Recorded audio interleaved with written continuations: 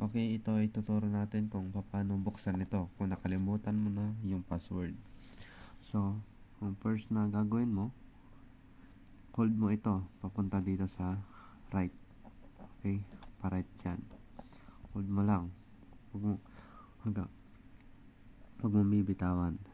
Then, scroll mo yung number. Yan, maluwag siya, di ba? Maluwag. Pag humigpit yan, tulad yan, o hindi ko na maano. Yan, hold mo pa rin to. Hold mo yan. Dapat mahigpit. Yan, hindi mo na ma-move yung 9. Yan, kasi nalock na. So, na-trigger niya na yung pin sa loob. Doon naman tayo sa next, dito sa gitna. Ikotin lang natin yan. Yan. Yan. Ayun. Nalock na naman yung gitna. Yan.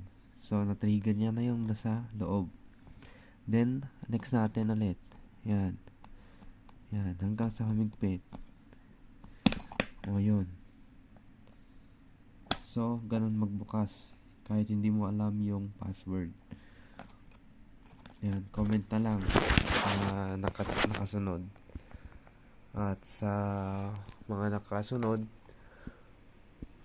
sana may natutunan kayo dito. Kaya mas maganda pa rin na maglagay ng secondary padlock dito.